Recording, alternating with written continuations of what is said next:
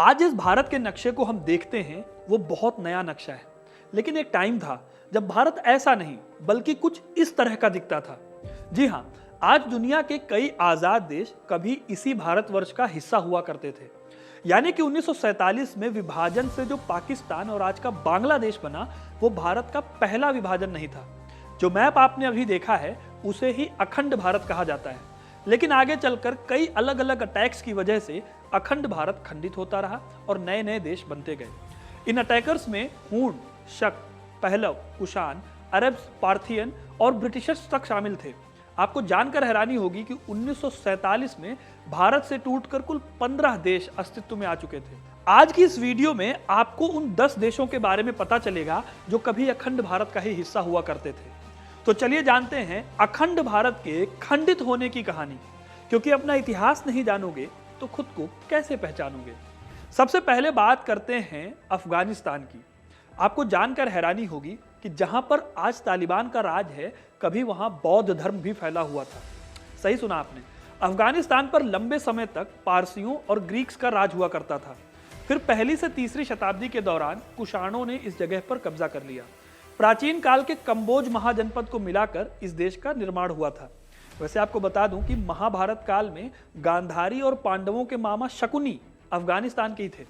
फिर जब इस्लाम का उदय हुआ तो करीब 7वीं सदी में इस देश पर अरबों और तुर्कों का हमला भी हुआ। इस तरह से यहाँ पर इस्लाम फैला और 870 एडी में अरब सेनापति याकूब एलिस ने अफगानिस्तान को जीत लिया। आगे चलकर ये मुगलों के अधीन रहा। ये तो आपको पता ही है कि मुगलों के बाद अंग्रेजों के हाथ हमारे देश की सत्ता आई थी, इसीलिए अफगानिस्तान पर भी अंग्रेजों का अधिकार हो गया। और 1947 में जब हमारा देश आज़ाद हुआ तो उसके साथ ही अफगानिस्तान भी आज़ाद हो गया। तब से लेकर अब तक रूस से लेकर अमेरिका तक अफगानिस्तान में अपना डेरा डाल चुके हैं, लेकिन आज वहां पर तालिबानियों का शासन है। अगले देश की अगर मैं बात करूं दोस्तों, तो साल 2008 तक वो देश दुनिया का एकमात्र हिंदू देश था। सही समझ रहे हैं आप, मैं नेपाल की बात कर रहा हूं। नेपाल का एक बड़ा भाग भारत के 16 महाजनपदों में से वज्जी महाजनपद का हिस्सा था। इस वक्त में ये आर्य संस्कृति का बड़ा केंद्र था। रामायण की माता सीता का जन्म मिथिला में हुआ था, जो कि नेपाल में पड़ता था।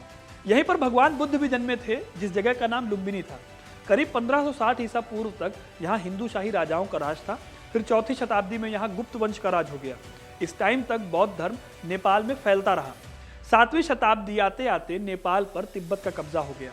फिर 11वीं सदी में नेपाल में ठाकुर वंश और मल्ल वंश आया। फिर यहाँ गोरखाओं का बोलबाला हो गया। बाद में ब्रिटिश शासन के दौरान नेपाल को भी अंग्रेजों ने अपने कब्जे में कर लिया। फिर 1923 में ब्रिटिशर्स और नेपाल के बीच में ट्रीटी साइन हुई। इसमें नेपाल को एक स्वतंत्र देश घोषित कर दिया गया। नेपाल भारत से अलग होकर एकमात्र हिंदू देश बना था। हालांकि 2008 में कम्युनिस्ट पार्टी की सरकार आने के बाद ये देश भी लोकतांत्रिक देश बन गया। नेपाल के बाद बात करते हैं भूटान की। भूटान भी वो देश है जो कि कभी भारत का हिस्सा हुआ करता था। कहा जाता है कि यह विदेही जनपद का हिस्सा था। आज भी भूटान में वैदिक और बौद्ध धर्म को मानने वाले लोग रहते हैं। बंगाल के पाल राजवंश के टाइम पर यहाँ बौद्ध धर्म फैला। उसके बाद से यहाँ बौद्ध धर्म का बोलबाला हो गया। 1865 में ब्रिटेन और भूटान के बीच सिंचुलू की संधि हुई और इसके साथ ही अंग्रेजों का भूटान पर कब्जा हो गया। फिर 1906 में अंग्रेजों ने भूटान और सिक्किम दोनों को अपने कब्जे में फिर से ले लिया। फिर 1909 में समझौता हुआ कि ब्रिटिश भूटान के इंटरनल मैटर्स में कोई भी दखल नहीं देंगे। इस बीच 1949 में ब्रिटेन ने इसे आज़ाद किया। तब से भूटान एक स्वतंत्र देश है, लेकिन आज भी जो भूटान की बाहरी सिक्योरिटी है वो भारत के हाथों में। अब अगला देश आता है म्यांमार। हमारे देश के ईस्टर्न हिस्से में पड़ने वाले जिस देश को हम म्यांमार कहते हैं, कभी उसे बर्मा नाम से जाना जाता था। पहले इसे ब्रह्म देश कहा जाता था।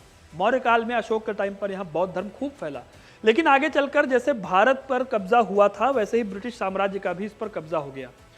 1886 में म्यांमार ब्रिटिश भारत का हिस्सा था, लेकिन ब्रिटिशर्स ने इस देश को हमसे 12 साल पहले यानी कि 1935 में ही आज़ाद कर दिया।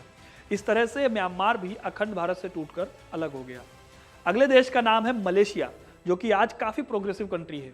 ये देश कभी भारत के मलय प्रायद्वीप का हिस्सा होता था।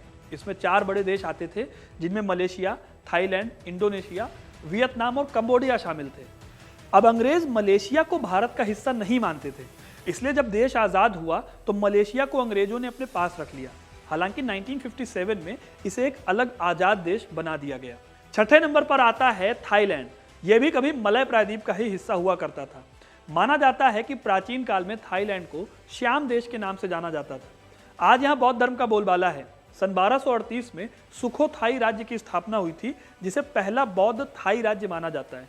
इसके बाद 1782 में बैंकॉक में चक्री राजवंश की स्थापना हुई, जहां से आज के मॉडर्न थाईलैंड की शुरुआत मानी जाती है। हालांकि 1992 में यहाँ तख्ता पलट हो गया और संविधान को लागू किया गया। अब अगला देश है श्रीलंका, जिसका नाम सुनते ही आपको तुरंत रावण की याद आएगी और इसी से आप इस देश से हमारे कनेक्शन को समझ सकते हैं। इसके अलावा अशोक के काल में श्रीलंका में बौद्ध धर्म भी फैला। ये राज्य कभी चोल और पांड्य राज्य का इंपॉर्टेंट हिस्सा होता था। फिर साल 1818 में अंग्रेजों ने इस पर कब्जा कर लिया। इसके बाद जब दूसरा वर्ल्ड वॉर खत्म हुआ तो 4 फरवरी 1948 को श्रीलंका को भारत से अलग करके एक आजाद देश बना दिया गया। अब अगले देश की बात करें तो इस देश का नाम है इंडोनेशिया। इंडोनेशिया में आज दुनिया के सबसे ज्यादा मुसलमान रहते हैं, लेकिन यहीं पर एक द्वीप है बाली, जहां पर हिंदू आबादी रहती है। 4th सेंचुरी BC में ही यहाँ मुनि सभ्यता आई, जो कि इंडोनेशिया की सबसे पुरानी सभ्यता है। 4वीं शताब्दी ईसा पूर्व तक ये सभ्यता काफी उन्नति कर चुकी थी। ये हिंदू और बौद्ध धर्म को मानते थे और ऋषि परंपरा को फॉलो करते थे। पुराणों में इस देश का वर्णन दीपांतर भारत के नाम से है, जिसका मतलब है सागर पार का भारत। माना जाता है कि रामायण काल के बाली का यहाँ पर शासन रहा है। इसके अलावा एक लंबे टाइम तक यहाँ बौद्ध धर्म भी तेजी से फैला। फिर 13वीं सदी में यहाँ अरब के व्यापारियों ने आना जाना शुरू किया, जिसके बाद से यहाँ पर इस्लाम तेजी से फैलने लगा। अंग्रेजों से अलग इंडोनेशिया पर नीदरलैंड का कब्जा था और 17 अगस्त 1945 को नीदरलैंड से इसे आज़ादी मिल गई। वैसे दोस्तों, ये तो आपको पता होगा कि दुनिया का सबसे बड़ा हिंदू मंदिर अंकोर वाट भारत में नहीं बल्कि कंबोडिया में है। जाहिर है कि ये देश भी कभी भारत का अभिन्न हिस्सा था। कंबोडिया को पहले कंपूचिया नाम से जाना जाता था। एंशिएंट टाइम में ये देश फुनान साम्राज्य का हिस्सा हुआ करता था, जिसने यहाँ पर हिंदू धर्म का प्रचार प्रसार किया। कंबोज की प्राचीन दंत कथाओं के हिसाब से इस उपनिवेश की नींव आर्य देश के राजा कंबु स्वयंभुज ने डाली थी। फिर 9वीं से 15वीं सदी में अंकोर साम्राज्य का यह हिस्सा रहा। यह साम्राज्य खमेर वंश के अंतर्गत आता था, जिसने यहाँ हिंदू धर्म को भी बहुत मजबूत किया। इसी टाइम पर ही अंकोर वाट का मंदिर बनाया गया, जो कि दुनिया का सबसे बड़ा हिंदू मंदिर है। 1863 में फ्रांसीसियों का यहाँ पर कब्जा हो गया और 1953 में जाकर यह देश आजाद हुआ। अब आखिर में मैं एक ही साथ 2 देशों के नाम आपको बताऊंगा। ये दोनों आपको पता है, बांग्लादेश और पाकिस्तान।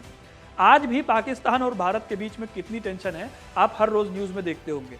अब तक दोनों देशों के बीच कुल 3 युद्ध हो चुके हैं। तीनों में पाकिस्तान को हार मिली है। कभी कश्मीर का विवाद तो कभी क्रॉस बॉर्डर टेररिज्म। 1947 में पाकिस्तान नाम से आजाद हुए इस देश से अभी तक हमारी नहीं बनी। इसी देश से आगे चलकर 1971 में बांग्लादेश बना, और वो भी एक मुस्लिम डोमिनेटिंग कंट्री है। पाकिस्तान के मुकाबले आज भारत के रिश्ते बांग्लादेश से ज़्यादा अच्छे हैं। तो दोस्तों, ये थे वो देश जो कभी भारत का हिस्सा हुआ करते थे, लेकिन आज आज़ाद देश हैं। इसके अलावा वियतनाम और तिब्बत का नाम भी अखंड भारत के मैप में आता है। अब आप कमेंट करके बताइए कि अगर आपको मौका मिले तो आप किस देश को भारत का हिस्सा बनाना चाहेंगे। अपनी राय में कमेंट बताना मत भूलिएगा और ऐसी तमाम इंटरेस्टिंग कहानियों के लिए हिस्ट्री कनेक्ट को सब्सक्राइब जरूर करें। धन्यवाद।